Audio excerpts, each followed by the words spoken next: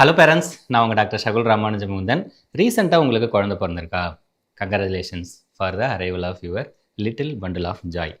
But sometimes அது little bundle of கன்ஃபியூஷனாக கூட இருக்கலாம். ஏன்னா ஒரு நியூ பார்ன் பேபி பிறந்துச்சுனாலே அது ஃபஸ்ட்டு இனிஷியல் கொஞ்ச நாளைக்கு அவங்க பண்ணுற நிறைய விஷயங்கள் பேரண்ட்ஸுக்கு கன்ஃபியூசிங்காக தான் இருக்கும். சில விஷயங்கள் நார்மலாக இருக்கும், சிலது அப்நார்மலாக இருக்கும். ஆனால் எது நார்மல் எது அப்நார்மல்னு சொல்லி பேரண்ட்ஸுக்கு நிறைய விஷயங்கள் தெரியறதில்ல.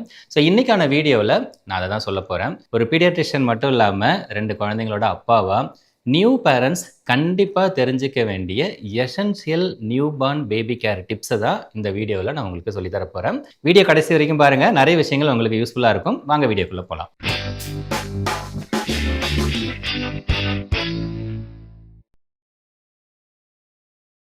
ஸோ நியூ பார்ன் கேரில் ஃபஸ்ட்டு இம்பார்ட்டண்ட்டாக நீங்கள் தெரிஞ்சிக்க வேண்டிய விஷயம் என்ன அப்படின்னா ஃபீடிங் தாங்க. ஸோ குழந்தைங்க பார்த்தீங்கன்னா அவங்க வயிறு ரொம்ப குட்டியாக இருக்கும். ஸோ அடிக்கடி ஃபீடிங் கேட்பாங்க. ஸோ நீங்கள் என்ன பண்ணணும்னா தாய்ப்பால் கொடுக்கும்போது 2 மணி நேரத்துக்கு ஒரு தடவை ஃபீட் பண்ணணும்.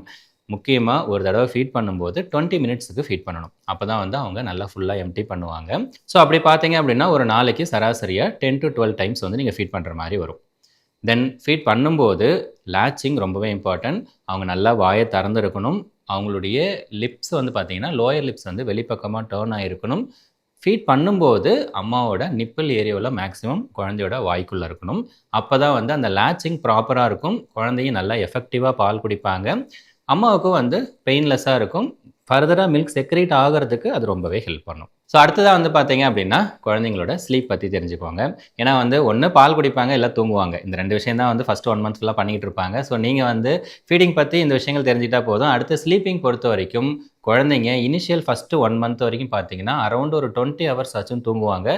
தூங்கிக்கிட்டே தான் இருப்பாங்க. பால் குடிப்பாங்க, தூங்குவாங்க. இது 2 தவிர வேறு எதுவும் பண்ண மாட்டாங்க. ஸோ குழந்தைங்க தூங்கும்போது நீங்கள் கடைபிடிக்க வேண்டிய ஒரு முக்கியமான விஷயம் என்னென்னா எப்பயுமே குழந்தைங்களை மல்லாக்க தான் படுக்க வைக்கணும்.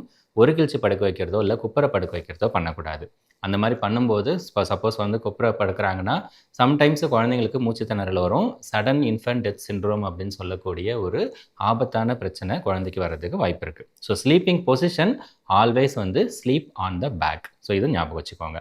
தென் அடுத்ததாக எங்கே குழந்தை படுக்கிறாங்களோ அந்த சர்ஃபேஸ் ஃபேர்மாக இருக்கணும். ரொம்ப சாஃப்டாக இருக்கக்கூடாது. தென் பில்லோஸ் எதுவும் வச்சுக்கக்கூடாது. இப்போ குழந்தைய படுக்க வைக்கிறீங்கன்னா பிளாங்கெட் போத்துற மாதிரி இருக்கக்கூடாது. ஏன்னா ஆக்சிடென்டலாக அவங்க மேலே மூஞ்சில் போட்டுக்கிட்டாங்கன்னா மூச்சு விட்றது கஷ்டப்படுவாங்க. சாஃப்ட் டாய்ஸ் எதுவும் இருக்கக்கூடாது.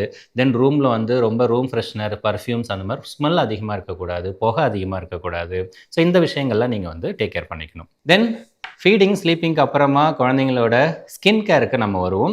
ஸோ ஸ்கின் கேரில் பார்த்தீங்க அப்படின்னா இப்போ குழந்தைங்க பிறந்து ஃபஸ்ட்டு ஒரு 4-5 நாளைக்கு அப்புறமா அவங்களுடைய ஸ்கின் கொஞ்சம் பீல் ஆக ஆரம்பிக்கும். அங்கங்கே செல்ஸ் இதெல்லாம் இருக்கும். தொட்டு பார்த்தீங்கன்னா சொர சொரன்னு ட்ரையாக இருக்கும். இப்போ பாம்பு தோல் உரிக்கிற மாதிரி குழந்தைங்க தோல் உரிப்பாங்க. ரீசன் என்னன்னா அவங்களுடைய அவுட்டர் லேயர் இருக்கு இல்லையா, அந்த ஸ்கின்னோட அவுட்டர் லேயர் ஷெட் ஆகும். இது கம்ப்ளீட்டாக நார்மல் தான். ஸோ தோல் உரியுதேன்னு சொல்லி பேரண்ட்ஸ் தேவையில்லாமல் பேனிக் ஆக வேண்டாம். அந்த மாதிரி டைமில் நீங்கள் மாய்ஸ்சரைசர் யூஸ் பண்ணலாம். பேபி லோஷன் யூஸ் பண்ணும்போது அது குழந்தையோட ஸ்கின்னை சாஃப்டாக வச்சுக்கும். ஃபர்தராக இரிட்டேஷன் எதுவும் வராமல் பார்த்துக்கும். தென் இந்த விஷயத்தில் பார்த்தீங்கன்னா நிறைய பேரண்ட்ஸ் இருக்கிற டவுட் ஸ்கின் கேர் ப்ராடக்ட்ஸை குழந்தைங்களுக்கு எப்பயிலேருந்து யூஸ் பண்ணலாம் அப்படின்னு. ஸோ சிம்பிளாக சொல்லணும்னா குழந்தைய ஃபஸ்ட்டு நீங்கள் குளிக்க வைக்கிறீங்க இல்லையா, அந்த டேலேருந்து அவங்களுக்கு ஸ்கின் கேர் ப்ராடக்ட் யூஸ் பண்ணலாம். ஸோ யூஸ்வலாக பார்த்தீங்கன்னா குழந்தைங்க 2.5 கிலோ அச்சீவ் ஆகிருக்கணும். அவங்களுடைய தொப்புள் கொடி விழுந்திருக்கணும். இந்த ரெண்டுமே ஓகேனா நீங்கள் குளிக்க வைக்கலாம். ஸோ குளிக்க வச்சதுக்கு அப்புறமா தொடச்சிட்டு அந்த ஈரம் காயறதுக்கு முன்னாடியே அவங்களுக்கு பேபி லோஷன் அப்ளை பண்ணணும். அந்த மாதிரி நீங்கள் அப்ளை பண்ணும்போது அது உள்ளே இருக்கிற அந்த ஈரத்தை லாக் பண்ணிக்கும். ஸோ ஸ்கின் சாஃப்ட் அண்ட் சில்கியாக ஸ்மூத்தாக இருக்கும். ஸ்கின் கேர் பொறுத்த வரைக்கும் குழந்தைங்களோட ஸ்கின் பார்த்தீங்கன்னா ரொம்பவே தின்னாக இருக்கும். அடல்ட் ஸ்கின் மாதிரி திக்காலாம் இருக்காது. ஸோ நீங்கள் உங்கள் குழந்தைக்கு யூஸ் பண்ணுற ப்ராடக்டை சூஸ் பண்ணும்போது ரொம்ப கவனமாக இருக்கணும். ஃபஸ்ட்டு பார்த்தீங்கன்னா அது கிளினிக்கலி டெஸ்டடாக இருக்கணும், மைல்டாக இருக்கணும். ஏன்னா குழந்தைங்களோட ஸ்கின் தின்னாக இருக்கிறதுனால நம்ம அடல்ட்டுக்கு யூஸ் பண்ணுற அதே ப்ராடக்ட் யூஸ் பண்ணும்போது ஸ்கின் சீக்கிரமாக டேமேஜ் ஆகிடும். ஸோ ஸ்கின் பேரியர் போயிடும். ரெண்டாவது அது ஹைப்போ அலர்ஜெனிக்காக இருக்கணும். ஸோ தட் குழந்தைங்களோட ஸ்கின்ல இரிட்டேஷன் எதுவும் வராது. ரேஷஸ், ரெட்னஸ் அந்த மாதிரியான பிரச்சனைகள் எதுவும் வராமல் இருக்கும். மூணாவதாக பார்த்தீங்கன்னா நான் ஸ்டிக்கியாக இருக்கணும். இல்லைனா என்ன ஆகுனா குழந்தைக்கு நீங்கள் லோஷன் அப்ளை பண்ண உடனே தோல் அது அப்படியே வழவழன்னு இருக்கும். குழந்தைங்களுக்கு ஒரு மாதிரி கசகசன்னு இருக்கும்.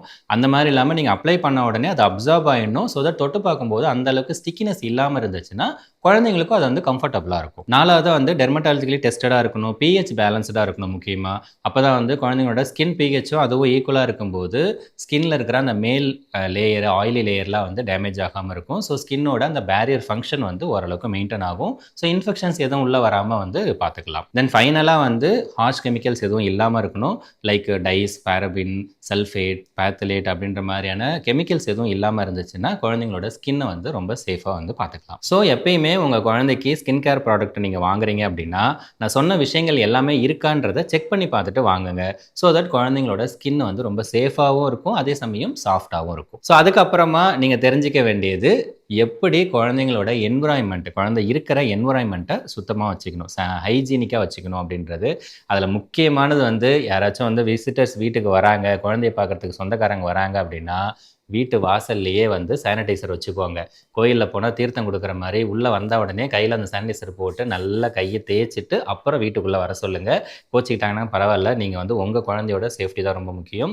ஸோ குழந்தைங்களுக்கு இன்ஃபெக்ஷன் மோஸ்ட்லி பார்த்தீங்கன்னா நம்மளோட கையில் இருந்து தான் ஸ்ப்ரெட் ஆகும். அதனால தான் வந்து பார்த்தீங்கன்னா கோவிட் டைமில் கூட நம்ம அடிக்கடி ஹேண்ட் சானிடைஸ் பண்ணிக்கிட்டே இருந்தோம் இல்லையா? ஸோ அதை வந்து நீங்கள் ஸ்ட்ரிக்டாக ஃபாலோ பண்ணணும். ரெண்டாவது, யாராச்சும் சொந்தக்காரங்க வராங்க, இல்லை குழந்தைங்க குறிப்பாக வராங்க அப்படின்னா அவங்களுக்கு காஃபு, கோல்டு, ஃபீவர் இந்த மாதிரி இருந்துச்சுன்னா ஸ்ட்ரிக்டாக நோ என்ட்ரி போர்டு வச்சுருங்க. ஏன்னா நியூபார்ன் பேபிஸோட இம்யூன் சிஸ்டம் ரொம்ப வீக்காக இருக்கும்.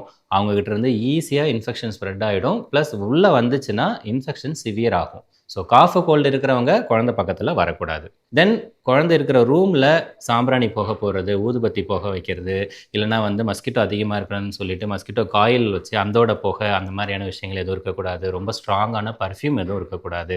ஸோ இதெல்லாம் வந்து நீங்கள் கேர்ஃபுல்லாக பார்த்துக்கணும். தென் அடுத்தது வந்து இப்போ யாராச்சும் வராங்க, குழந்தை ரொம்ப அழகாக இருக்குன்னு எடுத்து கொஞ்சறது இல்லை கிஸ் பண்ணுறது அதெல்லாம் பண்ணாங்கன்னா கிஸ்ஸிங் நாட் அலவுடு. நல்லா ஞாபகம் வச்சுக்கோங்க. குழந்தைங்க நியூபார்ன் பேபிஸ்க்கு ஃபஸ்ட்டு 1 மந்த் வரைக்கும் அவங்களோட முகத்தில், கன்னத்துலன்னு சொல்லி எங்கேயுமே கிஸ் பண்ணக்கூடாது. குழந்தைங்க வந்து பிறந்து ஒரு 7 to 10 டேஸில் பார்த்தீங்கன்னா அவங்களோட தொப்புள் கொடி வந்து விழுந்துடும். அது வரைக்கும் தொப்புள் கொடி வந்து ட்ரையாக வச்சுக்கோங்க. அதில் எதுவுமே அப்ளை பண்ணக்கூடாது.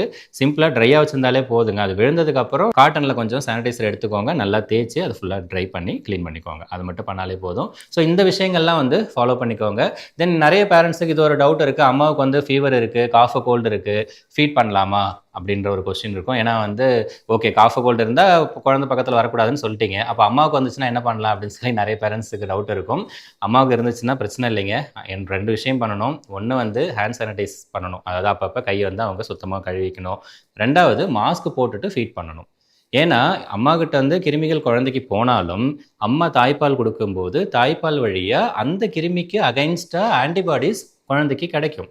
ஸோ அதனால் வந்து அம்மாவுக்கு கோல்டு, காஃப் இருக்குன்னு சொல்லி பால் கொடுக்காம விட்டுறக்கூடாது, தள்ளி வச்சிடக்கூடாது. ஸோ மாஸ்க் போட்டுக்கோங்க, கையை அப்பப்போ கழுவிக்கோங்க, தாராளமாக ஃபீட் பண்ணலாம், குழந்தைக்கு ஒரு பிரச்சனையும் கிடையாது. தென் ஃபைனலாக நீங்கள் சில வார்னிங் சிம்டம்ஸ் தெரிஞ்சுக்கணும். அதாவது குழந்தைக்கு மோஸ்ட் ஆஃப் த டைம் பார்த்தீங்கன்னா அவங்க பண்ணுற நிறைய விஷயங்கள் நார்மலாக தாங்க இருக்கும்.